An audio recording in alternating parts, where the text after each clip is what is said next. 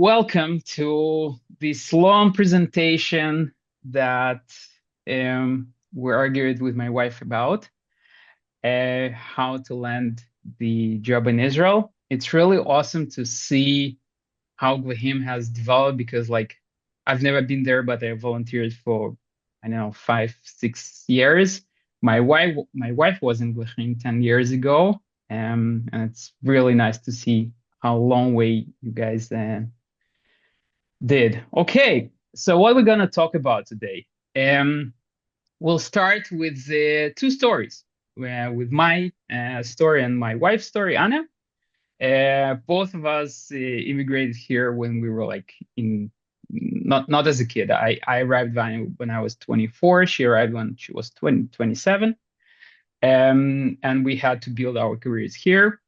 Then we're gonna talk about framing, okay, about the mental model, about the mindset that you need to approach the job search here in Israel.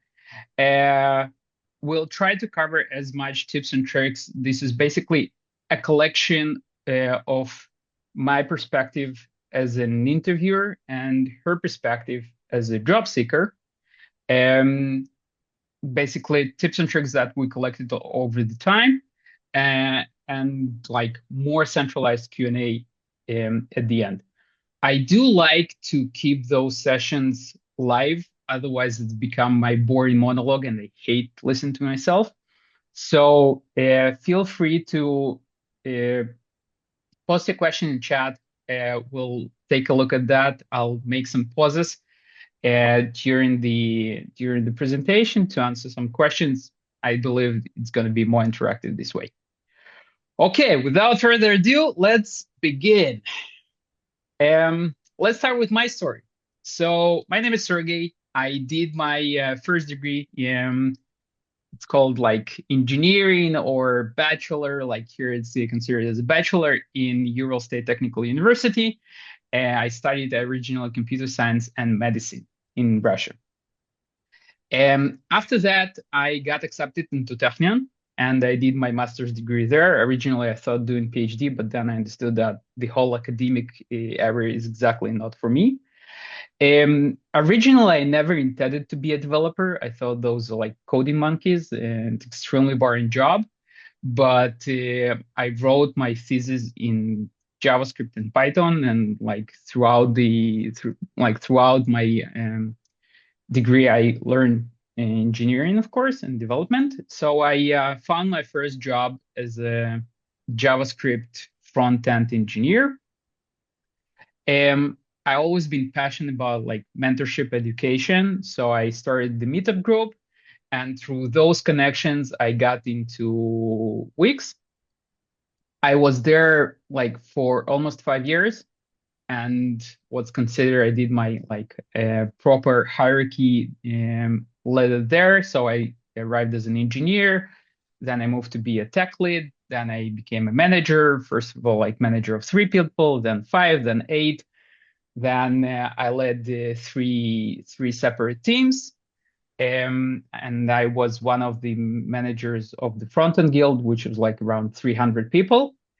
Throughout my career at Wix, I started interviewing many developers and many other people. After 5 years, I said that it's enough of corporate world, and I moved into early stage startups, a very, very early stage, like 0 customers. I was brought by investors. I was their VP R&D. VP R&D is basically the top person who is in charge of research and development. We sold that startup within 2 years to Tipalti, which is another big fintech company here in Israel.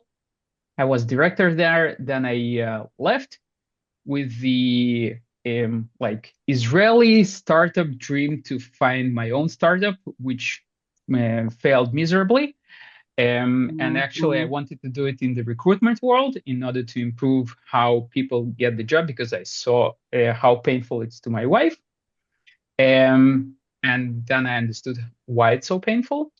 So I joined the startup of my friend, and from there, I had an opportunity to become a VP HR, which is like completely unheard of and non really relevant for engineers. But the same investors that brought me to be a VP R&D, they persuaded the founders to bring me as VP HR because they had this thesis: how cool can it be if inside technological company, VP HR is not going to be like the regular, I don't know, HR experience, but an engineer, and how it can impact the company. So I interviewed a gazillion amount of people there. So I was there for a year and a half, and we grew from 39 to 105 people. Most of them hired by, like, sourced by me. Um, and from there, I came back to the start of my friend to lead basically an AI, and because now everyone's doing AI. So the reason why I'm doing basically this like webinar is I have a very unique perspective of an employee on one hand, of being a hiring manager on the other hand, and being an HR, like screening hundreds and thousands of CVs, and making a decision in split second, like less than probably 30 seconds, in order to invite someone for the interview or not. So that's my story. This is me. Like my wife calls me Golden Boy, um, because it's too good to be true, or it's not really enough representative. So for that in mind, we have another story. This is the messy one. This is the story of my wife. She likes to jump on the photos. So my wife arrived in Israel. I know her for like long, long, long. We've been in high school together. And so she arrived in Israel later than me, when she was 27, and she had a successful career in international education. She never had to look for a job previously in Russia. She was very successful in her career, and then she had to move here, and she needed to look for a job. And there is not much of the market of international education here in Israel. So she had to pivot. And she asked me to put this GIF. And that was a little bit painful. Another also important point, she doesn't have a technical background. She doesn't have a computer science degree. And when she moved, we said she definitely needs to go to high tech in terms of like economical fields and economical domains of the country. And you don't need to be a developer to get into high tech. There is many other position in the high tech world. The thing is, because it's like one of the leading industries of the economy, like compensation wise, salaries in high tech are higher. So even though she's not a developer, she doesn't have the technical background, we decided that she's going to go into high tech. She got accepted into relatively the beginning entry job as a customer success in the early stage startup, which was called The Pulse, and we'll talk about it later, which was a very good decision.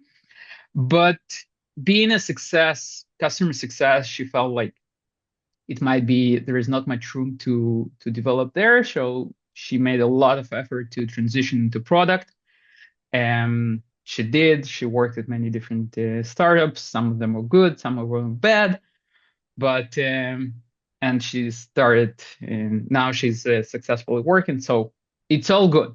It ends with the happy ending.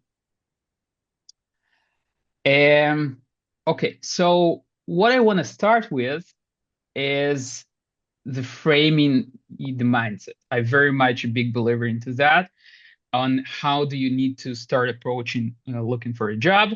But before that, I want to bust a myth. The reason I want to do it, because like I mentor not so many people, but I do talk to many people who arrive in Israel, and they more or less ask the same questions that have, from my perspective, a wrong understanding, okay, and different myths that I don't know where they come from, but they don't work. So I want to address them here. Um, so when you make Aliyah, you get a lot of help from the government. And some people might think that they can also um, get the job somehow, okay, like a lot of help. But like Sharon said, um, this is where with a job search, it's not exactly works, okay? And there are many uh, organizations who willing to help you and give tools, but none of them guarantees that, okay? That's basically, that's on you. And there are some people who come, they get the sal klita, the absorption package, and they think that it's going to happen the same with the job. The answer, no, that doesn't happen. It's your responsibility. Another very common myth is, okay, so I'm going to find like if I lower my salary expectation, I get the job. Nope, that also doesn't happen. And that's actually even worse. Um, so I very strong suggest and recommend not even offer that option to an employee because I understand that everyone comes from different financial situation and the background and the situation of everyone who is doing Aliyah is very, very different. But from the perspective of the employer, like employer wants to hire people who know their worth. If you're willing to go down, like down in terms of salary, it's not a good sign. So it definitely doesn't help you to land the job. Um, the second myth, which is more and more becoming true, and it started becoming true in about 5 to 6 years ago. Now with the AI, it's completely true. Paid courses, boot camps, any other programs that wanna ask you for $3,000 and more in terms of education, teach you something, uh, unless they guarantee you the job, and it used to be only one place that I know that used to do it, and now they stopped. It's not worth your time. It's usually not worth your money for sure. And you'd better spend those money as a pillow to find a job. Knowledge is relatively a commodity now. In terms like you have the wide access to ChatGPT, Claude, YouTube, bunch of vlogs. Um, so it's if you feel that you lack in some in knowledge and skills, you can acquire them cheaply. And for example, if I see that the person doesn't have a like a former education, and I see a person who learned themselves or people who finished the bootcamp, I, as an interviewer, prefer people who learned themselves instead of people who did the bootcamp. Why? Because it basically shows the motivation. Okay, so some mental model, what you need to be prepared for. Um, Looking for a job takes time. Okay? There are different success stories of people who took them 2 weeks. I know one person, literally one person, who it took them after they did Aliyah 2 weeks to find the job. I also know people who that it took them about 9 months, a year, more than a year, but it takes time. Okay, in the normal distribution, in the Gauss distribution, it takes time, and you need to be prepared for that mentally and probably financially. The second important thing is you need to be strategic. And again, I understand that the situation when people arrive is very different for everyone, but your first two jobs, your first two jobs in Israel, they have a tremendous impact on your future career. And because when you arrive, um, locals, okay, like recruiters, they don't really know to assess you. So they look at you like as a clean slate. The moment you land your first job in Israel, you will be viewed through the lens of that first job, meaning that why it was very hard for my wife to transition from customer success to product, because the moment her first job was customer success, she got stamped as a customer success person for for many years. And to make this transition is very, very hard. So you need to think, I'm not saying not agree if you get the job offer, okay, but think about your career in a strategic way and plan it. Don't let it, just go with the flow. Um, you need to do your research. Okay, this is the third thing. I see many people who arrive and they are like, okay, what can I be here? I don't know. It's your job to figure out what you can be here. It's your job to know what you want to be. You can't put this job and you can't shift this responsibility not to the mentor, not to the employee. Okay, you need to figure out what you're good at, and what do you know, and what's your competitive advantage, in which domain you want to work, what ideal company size you want, which role you're targeting, and so on and so forth.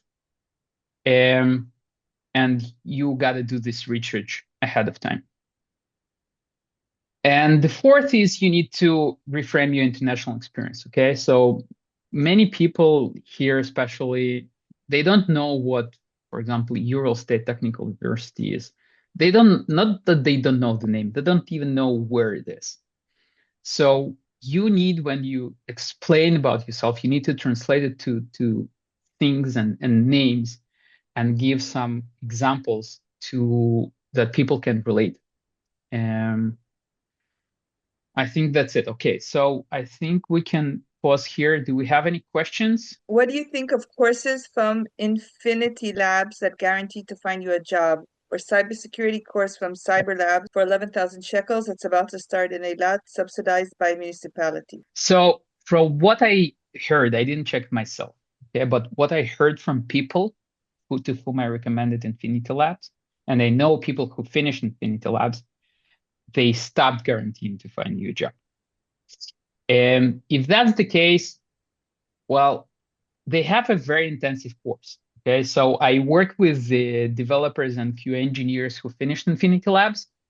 Out of all boot camps, I think they have the most brutal syllabus. Okay, because like you have to study there hard. Um, they used to guarantee the job because they had like arrangements with different companies where you're going to work for them basically for 3 years. And after that, they release you. If you don't have any background, it's definitely a model that used to work. So is the only thing that need to check is, do they still fulfill this guarantee? Because I think in modern competitive market, it's very hard for them to make this guarantee. I don't know much about Cyber Labs. We'll talk a little bit. I'm like, let's put it this way. I'm more skeptical about it, and I'll tell why, like down the road, down the presentation. Two questions a bit similar. What is your advice to those who already have their two first jobs here in Israel? And another question is, if it's a 6 to 10 months for a first job, how would you estimate the time to find a second job after 3 years of local experience in my case, but others would appreciate general estimate. So they're talking about getting the second job. I will just say as an Israeli that also for Israelis it takes like 6 months to find a job nowadays. Yeah, But now the job market is kind of brutal. It takes the same amount of time, like 6 to 10 months, to find the job, even for locals. I don't have any, like, the tips that we're going to talk about. They're definitely applicable for find your second, third, fifth, sixth, seventh job. It doesn't really matter. What does matter, like I said, what was your first job? Okay, because or like, not exactly what was your position, what was the company that you worked. Whether it's like, if you work, for example, I don't know, it's Nvidia as your first job, then you're lucky. or like, I don't know, some big name company. And that will allow you to be noticed by many more recruiters. If you worked at some small company or like a non-tech related company, even it's as hard as like starting from the very beginning. Do you know anything about cyber pro courses, especially cybersecurity operation defender? Is it useful to getting a job or just don't waste your time?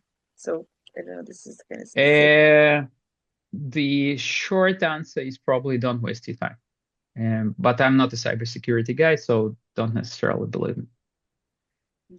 Um, okay, let's move on, and I'll tell you why, like for Olim Hadashim, going into cyber is not a good idea. But before we go into that, I wanna start with like huge disclaimers. Everything that we're gonna talk today is extremely subjective. Okay, there is no right answer. It's not black and white. It's extremely opinionated.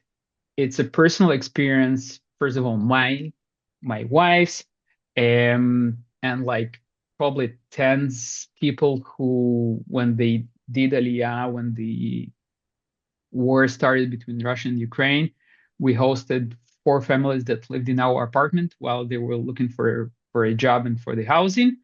And I saw their experience, and plus people that I mentored. There is no one story. There is no one recipe. Everyone comes with a very different background.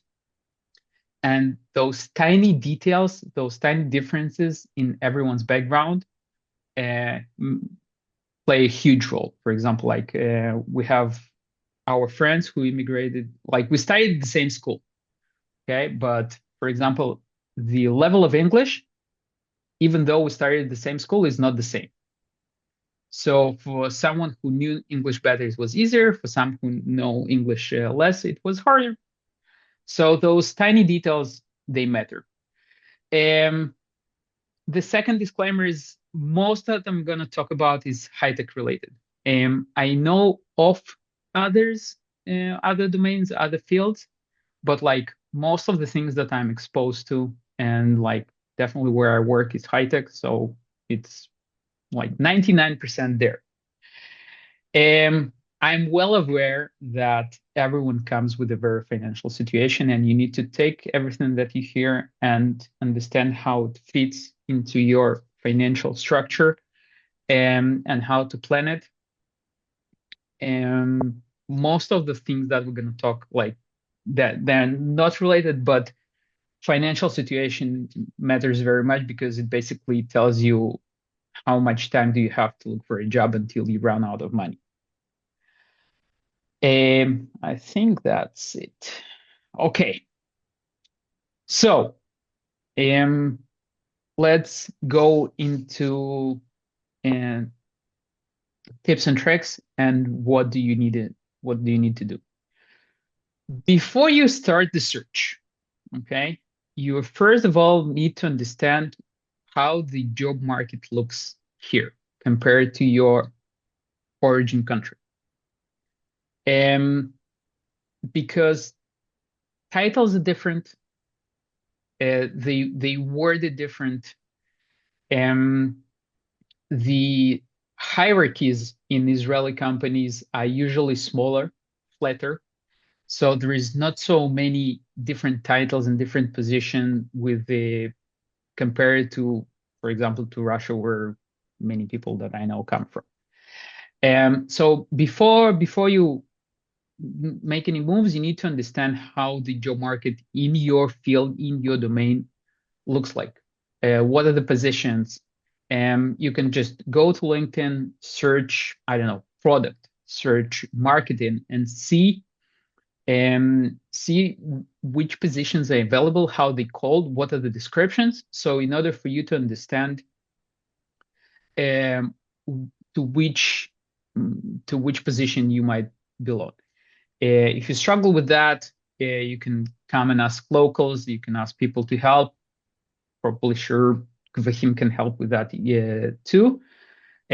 You can describe your experience, and people can tell you, okay, I think you should look at this and that position in that and that size of companies, or something like that.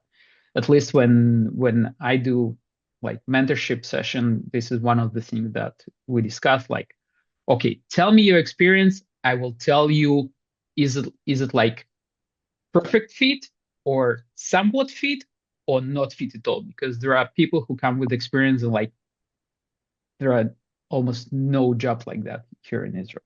The next one is you basically need to make a decision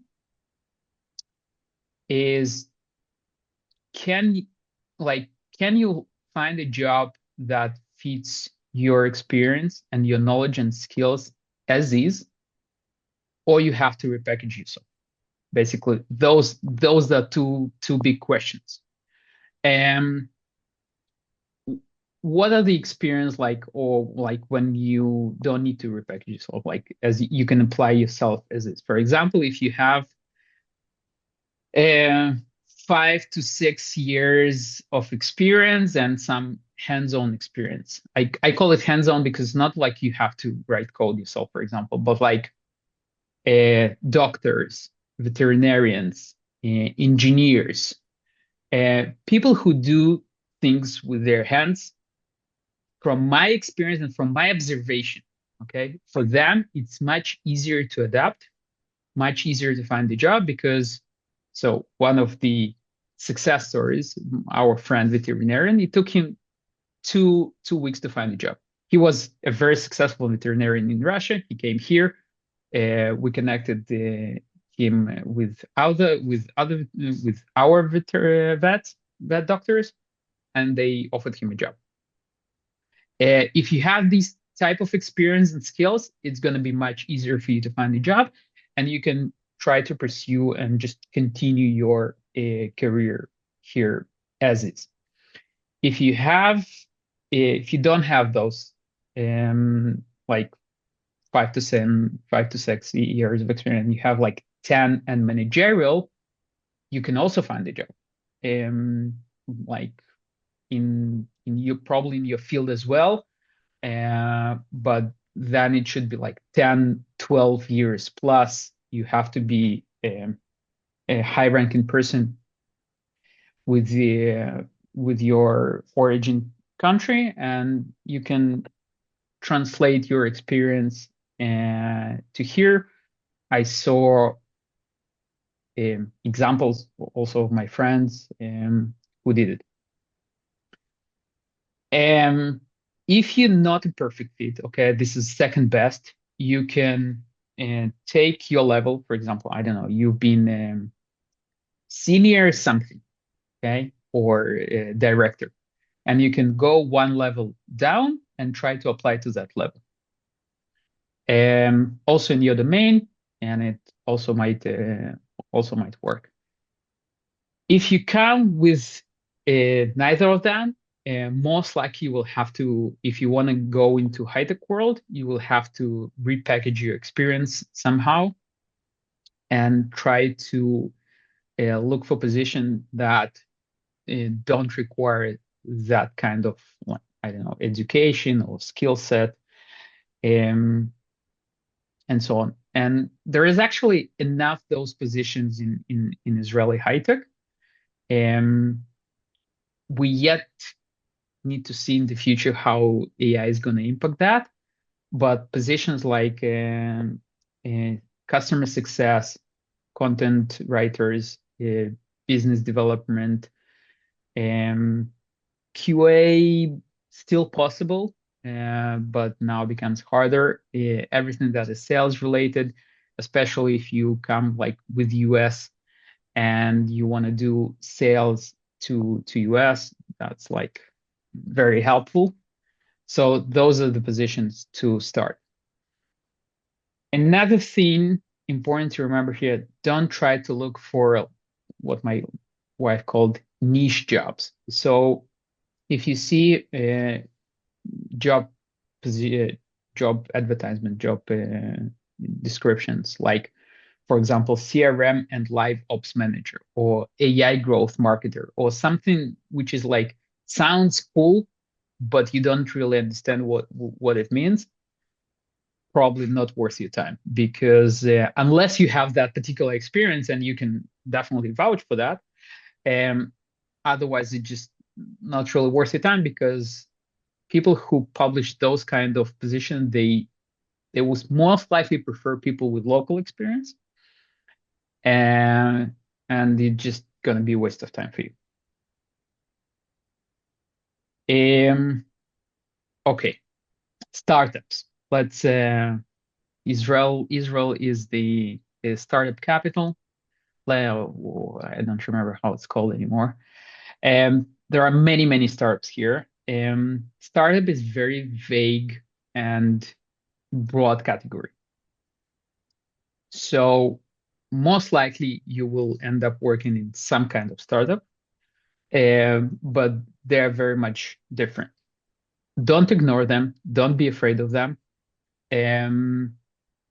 Like originally, like when my wife started, as I said, she started the small startup, which was called The Pulse, which eventually became Monday.com, which now is a huge company.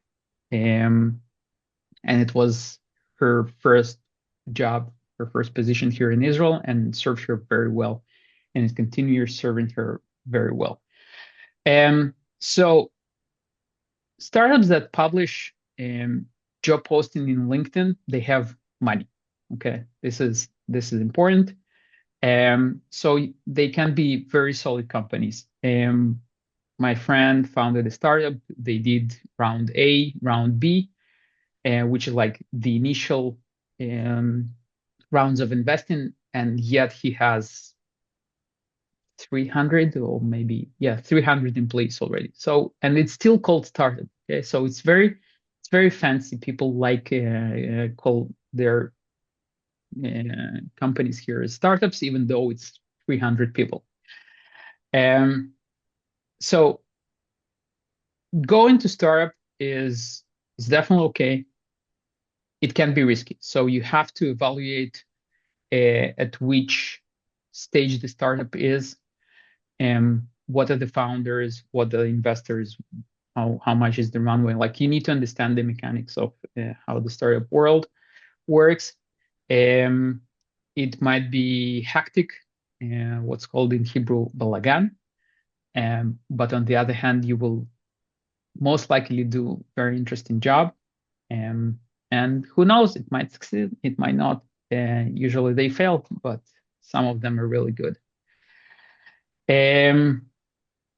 If you go into startup, what I usually do, I offer people help with them to, like, I do the background check on the startup to understand whether it's good or not, because of like my experience and connections. So if someone wants that, whenever it becomes relevant, you can reach out. Okay, the big elephant in the room is, do you need to know Hebrew? How much you need to know Hebrew, and so on and so forth. So it basically goes that way. If your English is good, good is like C plus good, good is like, I don't know, more or less like my English. And my English is considered to be good enough for Israeli high tech. You can definitely survive without Hebrew for a very long time. Because what actually important is an ability to communicate with you, and for you to understand what you're being told. This is what important. Everyone, literally everyone in Israeli high tech knows English. The written communication is in English, so it's definitely not an issue. What is important, though, is for you to eventually learn Hebrew, okay? Because Israelis, they have no issues talking to, like, in the formal conversation with you, in a business communication with you in English. But like, if you want to understand the intricacies and you want to understand the culture, you need to know Hebrew for that. And no one expects you to know Hebrew from the day one. And eventually, I think you just need to learn it and not to be afraid of speaking that.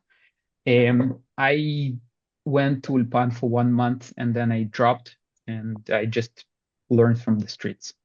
I don't know to write, I don't know to read, but I know to speak Hebrew, and this is good enough. I live here for 15 years already. Never bothered me too much. And like this is the third or fourth language that I learned. It's okay that I don't know it perfectly.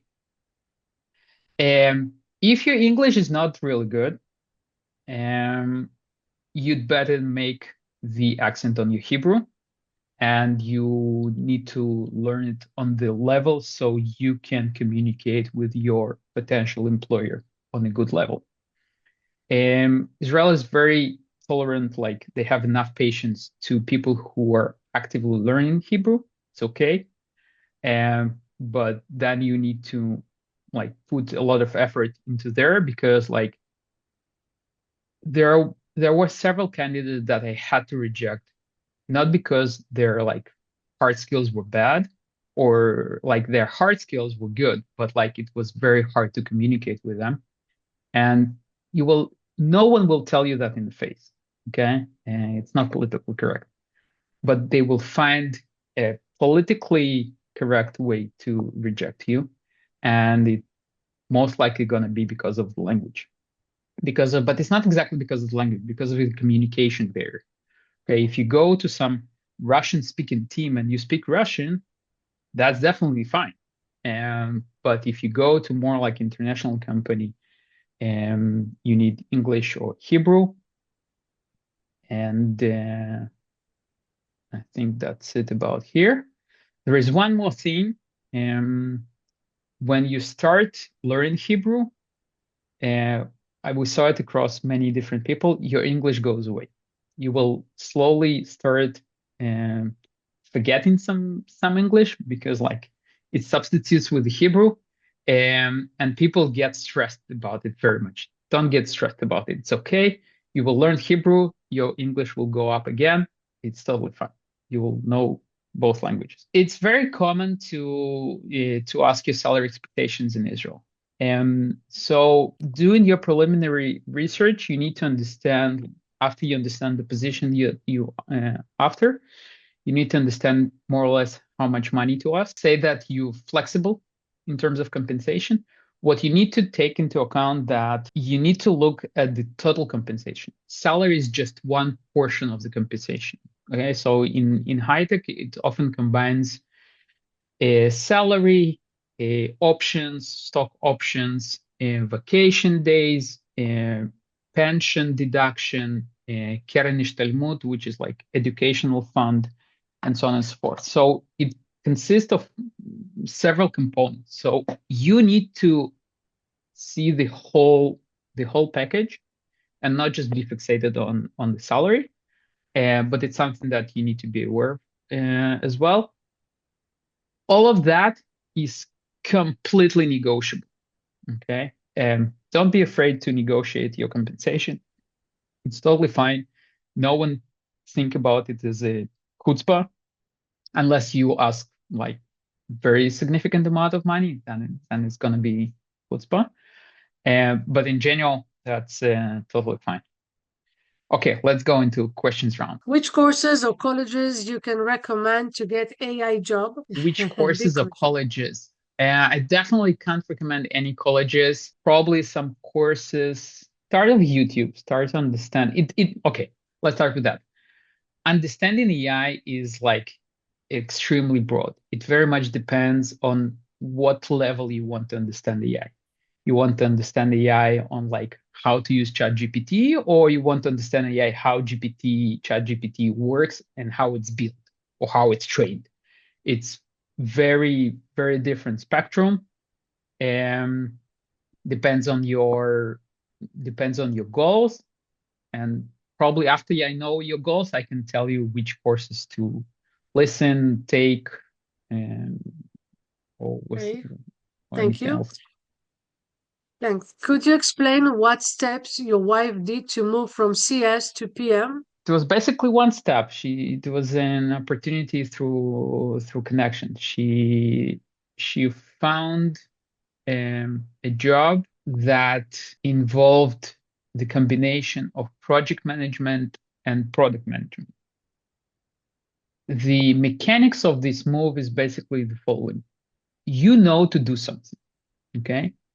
And when I, as employer, looking for people, it means I have the pain, okay, or I have the need.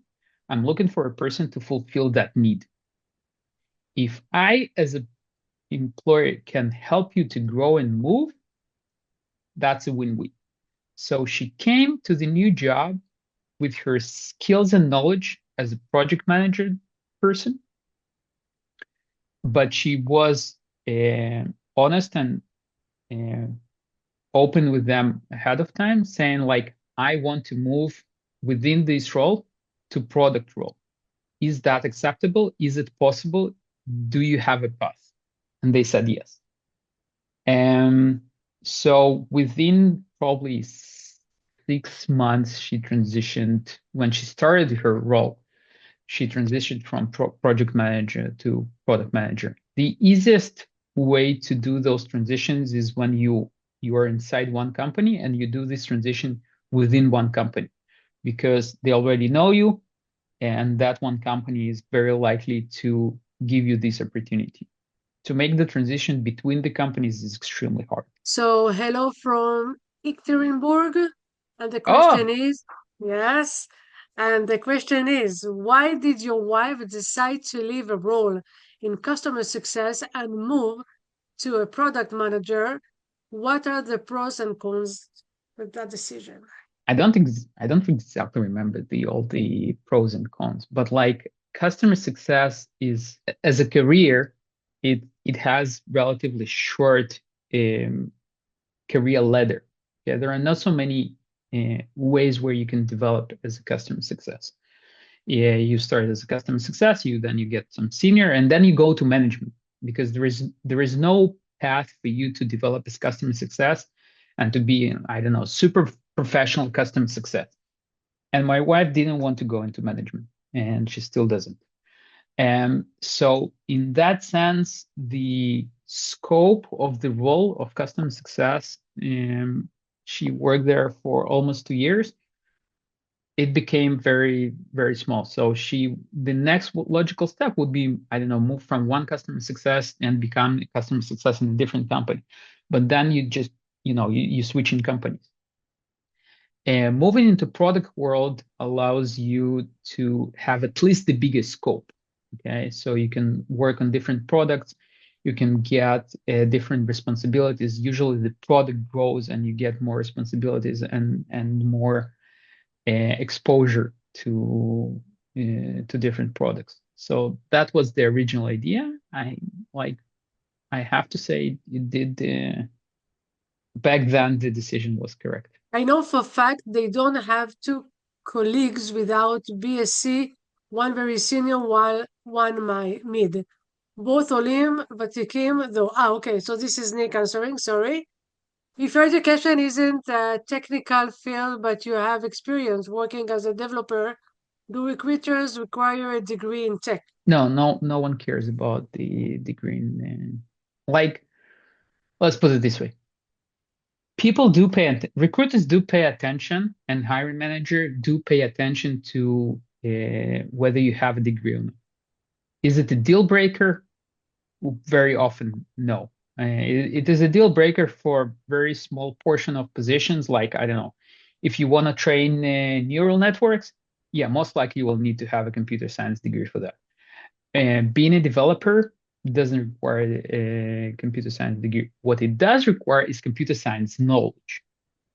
So I don't really care whether a person finished Ural State Technical University, Technion, or Afeka College.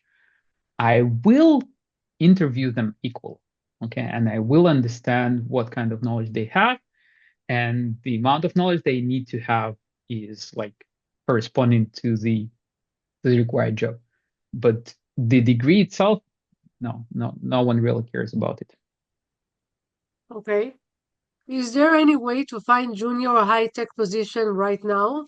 Oh, wait, somebody wrote, okay, sorry. Yeah. So, tech position right now in software development, full stack, or honestly, any other direction. Even with fluent English, I can get any interviews without having experience. So again, we're talking about a junior position. Yeah, finding a job for junior position is equally hard for everyone. Let me see my next slide. I don't remember whether it's here or not. No, Someone it's not replied, here. by the way, someone replied before you answer that maybe networking and a lot of luck. I'm in the same situation. So let's address this issue. When you do Aliyah, you basically enter the pool of the same candidates that Israel already has. People might think like if you're Ole Hadash, it might help you, or people will be more like, I don't know, more opening to you, and like they would prefer to hire you instead of hiring someone else. No, like people are more willing to help you on the personal level, but on the business level, no, you're absolutely the same as the rest of people who are looking for a job. So when you're junior person and junior developer, think that you compete with all the alumni of Shmone 800, 8200, all these cybersecurity guys, fresh graduates from Technion, University of Tel Aviv, Hebrew University, and so on and so forth. It's hard for them. So it's definitely going to be hard for you, but it's equally hard. So when we talked about cybersecurity courses, why I think it's not a good idea, because you are going to compete with people who did, I don't know, Talpiyot, which is like a cybersecurity courses in aviation. Like when I look at this situation from the employer point of view, like who do I want to hire for the cybersecurity? If I'm opening a cybersecurity startup, whom do I want to hire? A Talpiyot graduate whom I know and like we're like many of them here, or someone who did the cybersecurity courses? I think the answer is quite self-evident. This is why I think those courses are a waste of time and money. But when you shift your thinking that you basically compete with the rest of people who are in the pool, you need to think, okay, why and how you can do better. Okay, whether it's writing some open source, writing some blog posts, building something, and these things will help you to move ahead and win over other graduates. This is one thing. The second thing is I published it yesterday or the day before on LinkedIn. There are several early stage careers programs from different companies. So when I worked at Wix, we had the Wix Kickstart. Wix Kickstart as a program is designed for people with no experience or like almost to none experience. So you have the series of interviews, you need to solve some problems. And if you get accepted, you guaranteed the job and you guaranteed the paycheck, and they will teach you everything. And hiring one junior is very expensive for the company. Hiring 30 juniors is less expensive for the company than hiring one. This is why those companies, they prefer to hire a junior position in bulks. But like I don't have any magic bullet for juniors. It's equally hard for everyone. Let's move back to the slides. Okay, so let's talk how you need to draft your resume and how you need to draft your LinkedIn profile. Your resume can, and probably if you go to high tech, should be in English. Okay, and doing a resume in Hebrew in high tech is really weird. You need to tailor your resume, your CV for particular job that you apply. And don't create one CV and send it to every position. Because those minor delicates, because for example, when I need to choose over several hundred applicants, which CV, so your CV should be tailored perfectly. How to do that? So it should state which job position you are applying to. Your experience should include one sentence about the company, what the company did where you previously worked. For example, if I see people who worked, I don't know, let's say in Meta, okay, I, as Sergey, I know what Meta is. I know what they do. I know their product and so on. If I see someone who worked in, I don't know, Belarusian blah, blah, something, I don't know what that company does. So I don't have the context. So when I don't have the context, I can't make the decision. And if I don't know how to make a decision, my default decision is no. So then for you, your goal is to help me to provide with the context, help me to provide with the clues. So I would make the decision of yes. So you need to describe in like one sentence, one liner, what the company does, and then to describe what you did there. Okay, maybe what your team worked on, and then what you worked specifically. And it's very often, especially for product role, like they recommend to say specific numbers. Like if you improved something by something, say it. You need to write like don't need to write all. If you have like I don't know 5, 6, 7, 10 years of experience, you don't need to write it about every position. And write for probably last I don't know last 3, 4 years. That's enough. The rest you can shorten it. And the last one about the resume is make a sanity check through ChatGPT, Claude, whatever, any AI tool.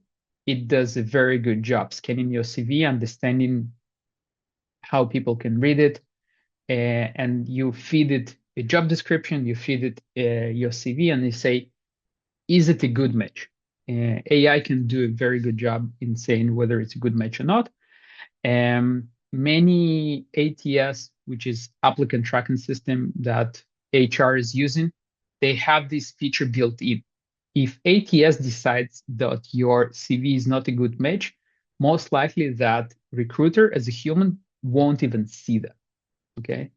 So you need to polish, nail down your CV. So it would be a 90% and up fit for the particular job. You can use services like Enhanced CV, and they do these like they help you to craft your CV so that it will pass this ATS check. Now let's address your LinkedIn.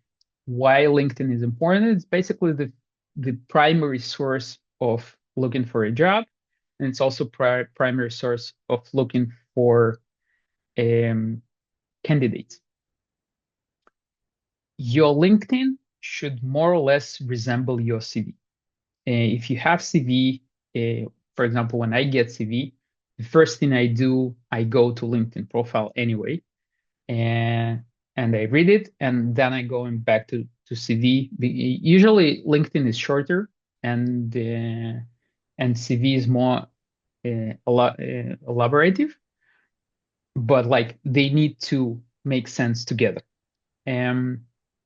When you fill your LinkedIn, if you don't have an active LinkedIn, add the all necessary, well, let's call it buzzwords, keywords for the position that you're looking for, because LinkedIn will help for the candidates, for recruiters who are using LinkedIn to source candidates, and they will help them to understand whether you're a good match or not. And they do it based on bunch of their own algorithms, but it's at the end of the day whether you have the matching skills to the job description, yes or no.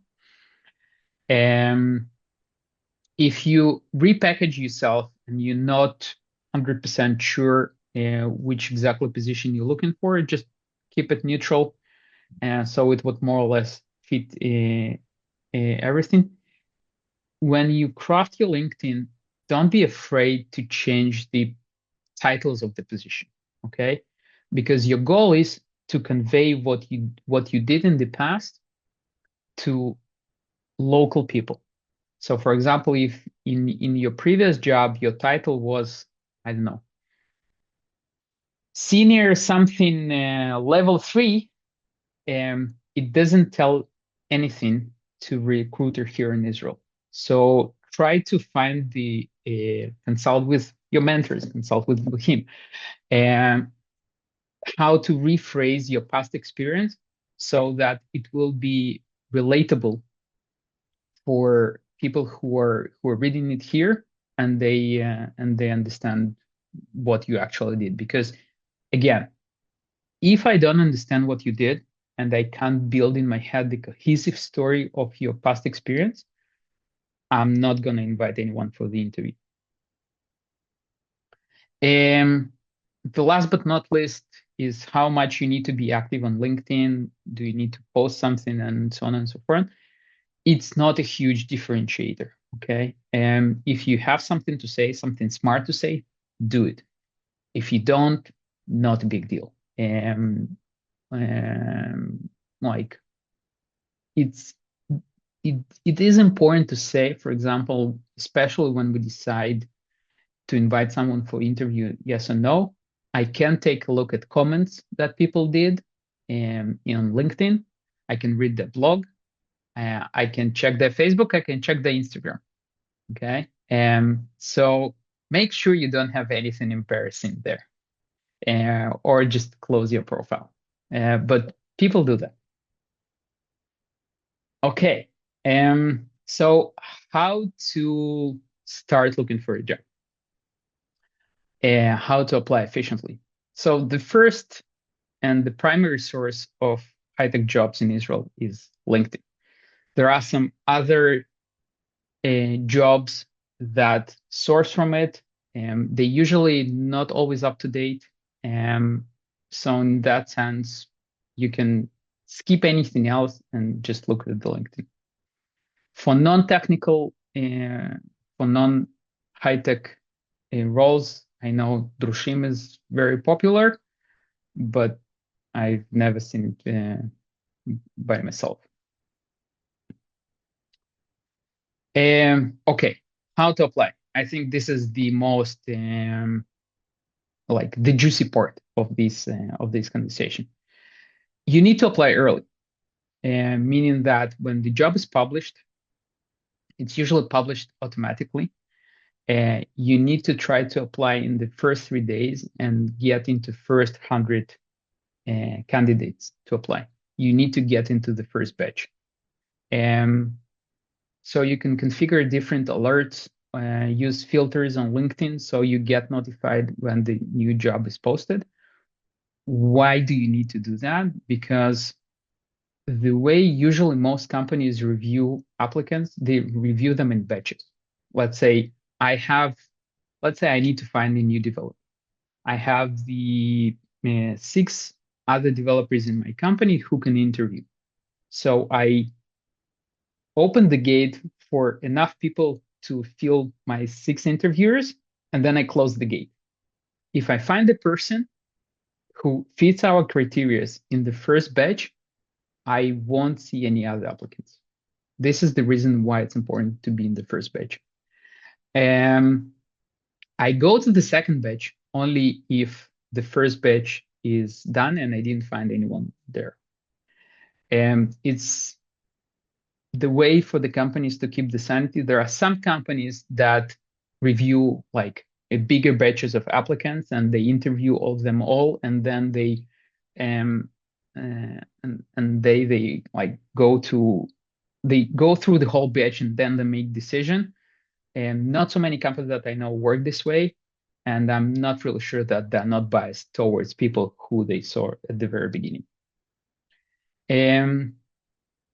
Cover letters and everything that is not CV, they don't really work and they don't really help.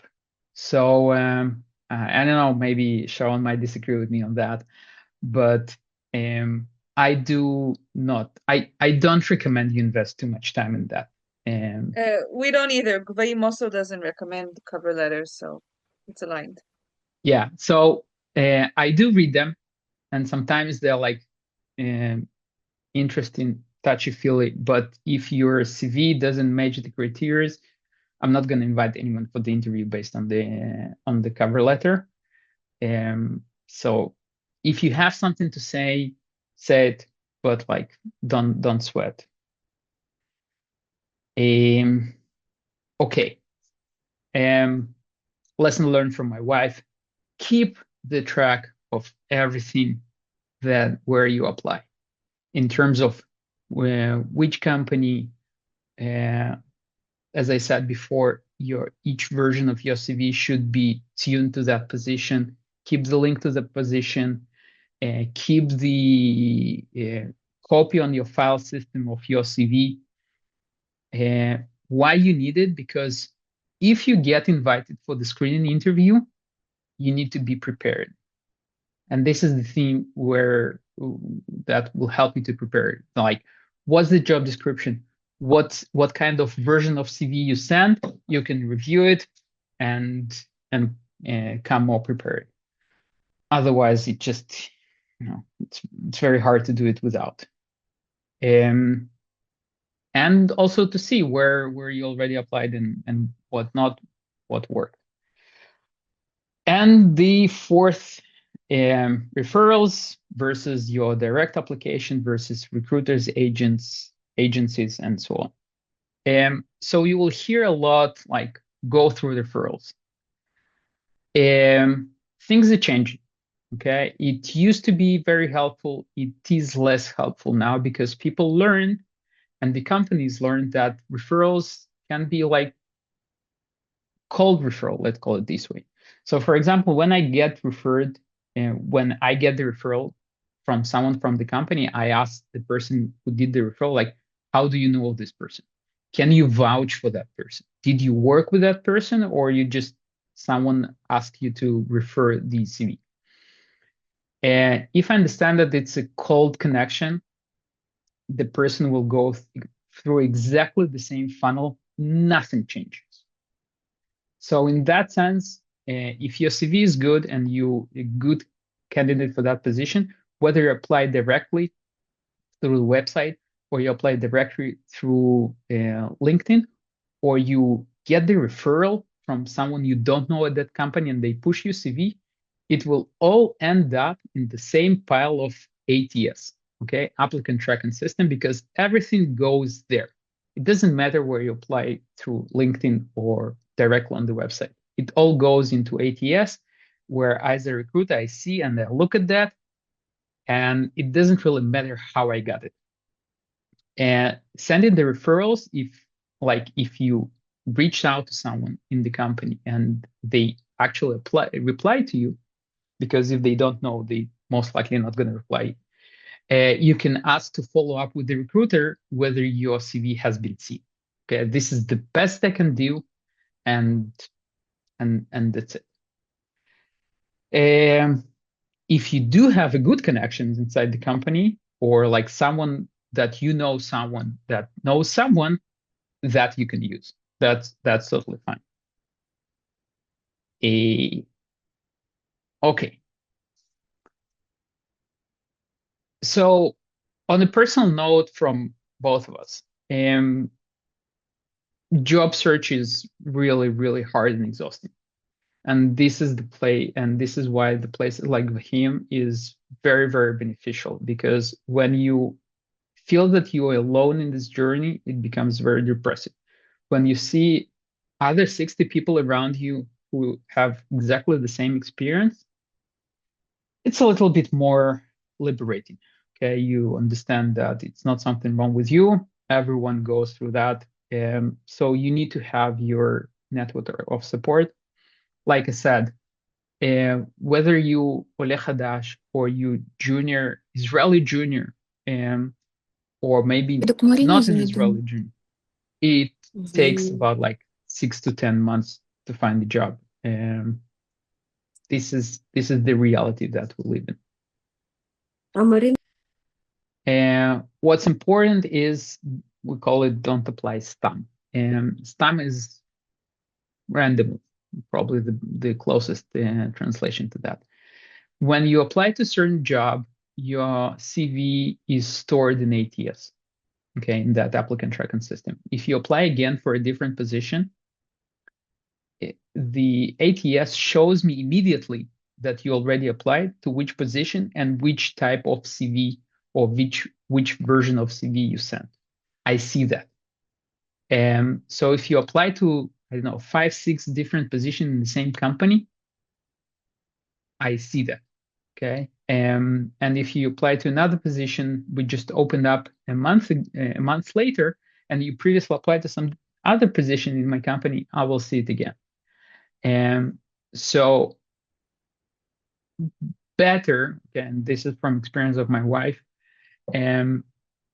better search for a position where you're a good fit and apply there.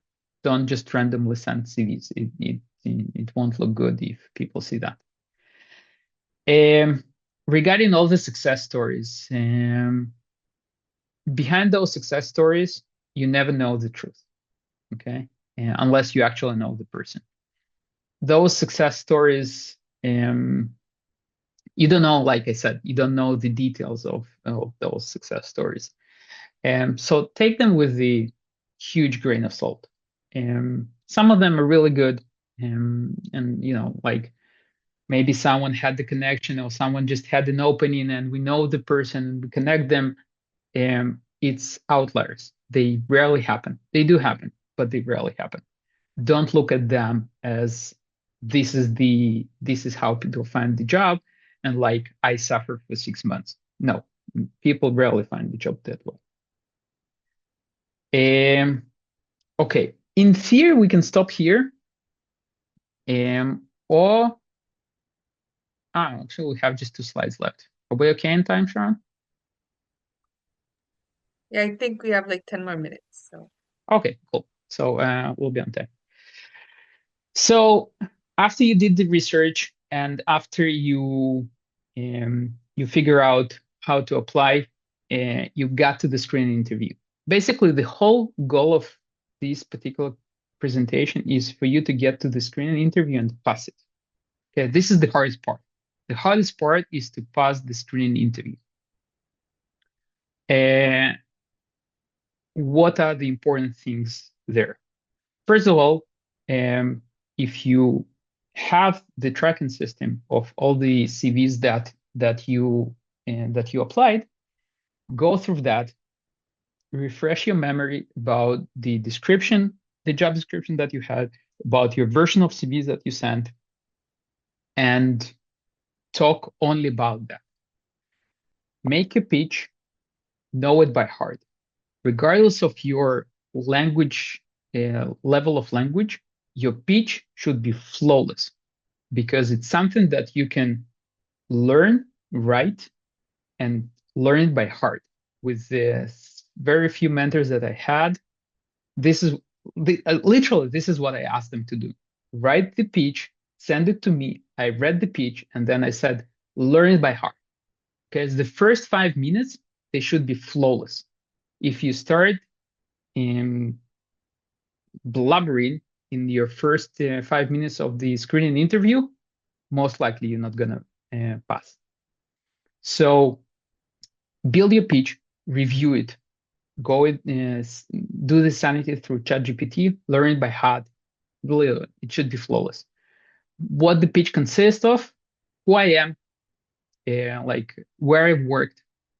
Mention only things that are relevant and only things that are written in your CV. If you start mentioning through your pitch things that are not written in your CV, I, as a recruiter, I get confused. I don't understand how it fits your picture. I don't understand where this is coming from. I don't understand why you're saying that, whether it's relevant or not relevant.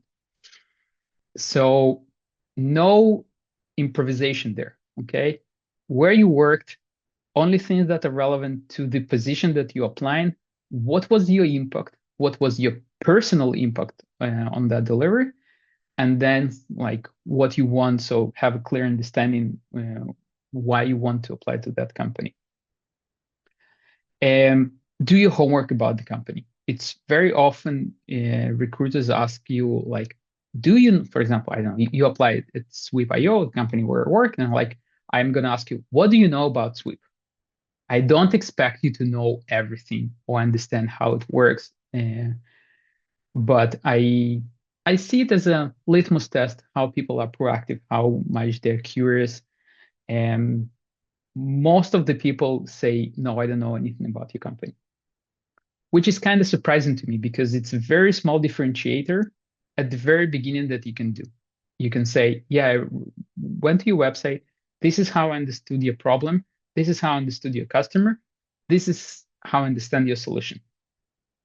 And let the recruiter give you the pitch because they might do the pivot. They might consider you for a different department in their company. So don't try to be a smartass. Let the recruiter to do the pitch about the company, but show them that you did your homework. And what you reviewed, what you submitted, review what you submitted, that we already talked about. Okay, one last thing that I personally wanted to mention is soft skills. All my jobs that I had in Israel, what helped me to land those jobs is not my hard skills. I'm not the smartest person. I'm not the brightest engineer. I mostly got them through soft skills. And those are 5 soft skills that are really important. Like this is my HR experience, that if you show them throughout the different stages of the interview, they will help you tremendously. I like throughout my career, I very much undervalued soft skills. And the more experience you have, the more role they play, and the more and more they become significant. So, well, what are they? Optimism. Okay, it's somewhere on the border with delusional, but be optimistic. Be optimistic about the role. Be optimistic about the company. And people don't want to work with naysayers. They want to work with optimistic people. Be curious. Curiosity is something that helps you to drive your own education and your own development. If I, as an employer, need to understand that I need to feed you information all the time, or someone who can learn themselves, I'd better take person who is curious and learning oriented. Ownership. Take ownership on whatever you do. Take ownership on mistakes that you did.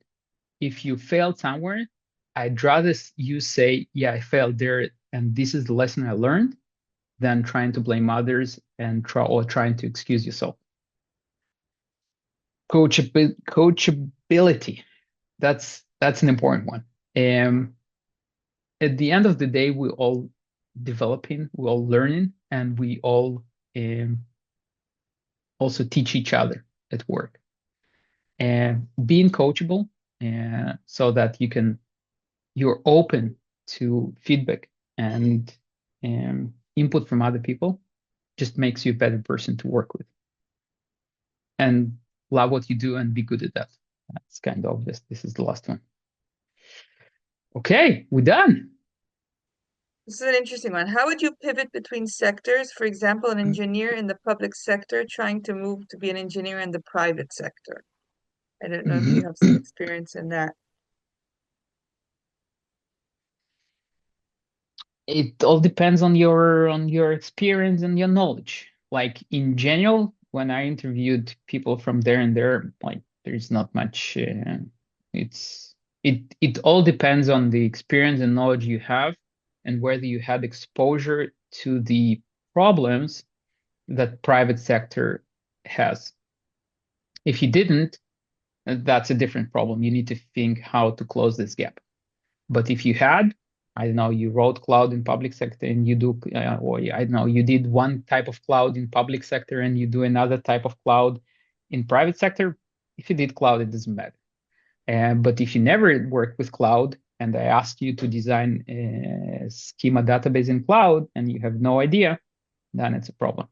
How much time usually does HR take to respond to a candidate after the interview with their future manager, or after the home assignment? You think in wartime, this time frame changed?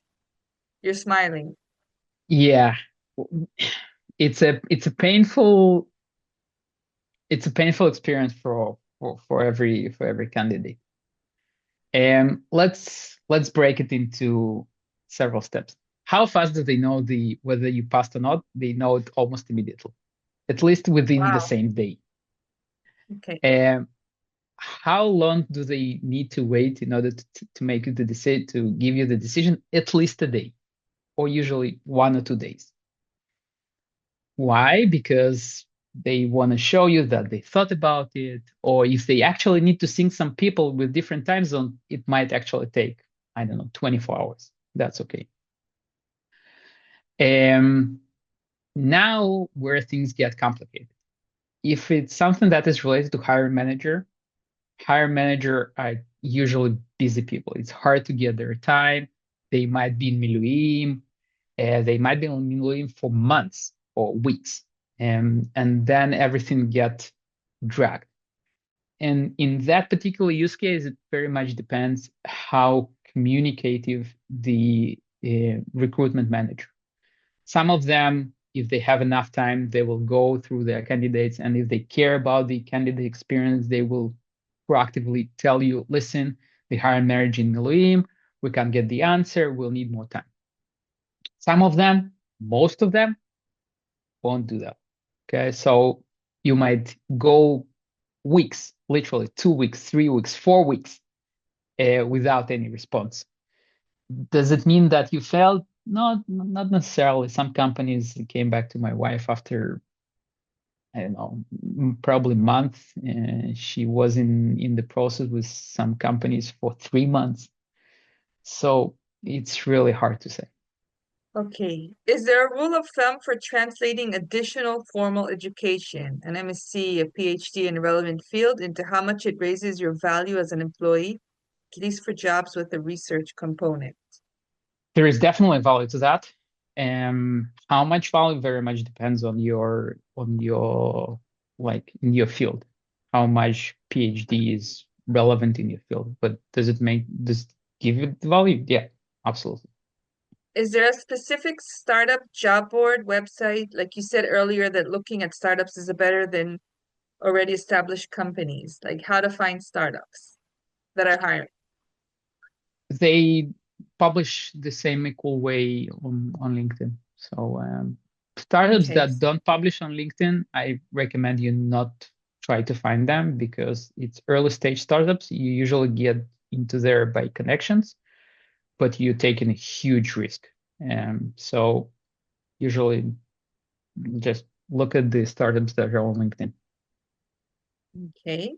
And maybe a last question. Does ageism exist in the tech industry, or is it individual and depends on the company? I have to say, like, I saw companies where it does exist. I saw companies where it doesn't exist. It very much depends on the company. Like, it's definitely less exist than in other countries. For example, my parents live in the US and they have a bigger issue there. Um, I say like I worked with engineers and I mentored Gvahim graduates who were over 60 who found a data science position. So it's totally doable. It very much depends on your experience, very much depends on the role. It very much depends on the company because like even, for example, if you 50 and you don't want to work with the 8200 graduates with a bunch of kids. You won't fit it cultural wise, personality wise. So it's not like they don't want you. You don't want them either. So find companies where people like they have different ages, but like I never rejected someone because of age, in that sense of ageism. The question, is it mandatory to specify age in the CV? I know. No, No. no, absolutely not mandatory. Don't do that. No one cares. Yeah. It's not only Also, about the age. Don't write any personal situation. Know where you Yeah, live, in which city, or how many kids you have. Doesn't matter. Not on the CV. yes. You will have enough time later on to say that. It's not like even when a recruiter, if they ask you, it's Mhm. technically not very legal to ask Exactly. you where you live. Yeah. If you want to say that, say that. But like You don't need to write what's your marital status, how many kids you have, where you live in Israel. It completely doesn't matter. Mhm. And don't put your picture.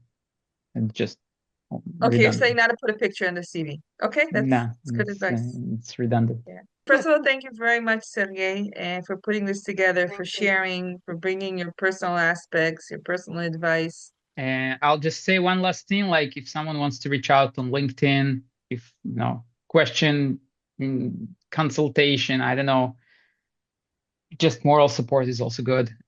Feel free. My last name is Bolshchikov. I'm Bolshchikov everywhere in GitHub, in LinkedIn. You will find Bolshchikov. It's either me or my mom. That's it. There are two people in the world who have this last name. You feel free to find and reach out. Yeah. And you're getting a lot of thank you in the chat, so thank you very much. Thank you. Thank you for And having me. let's have a Good quiet luck to night. everyone.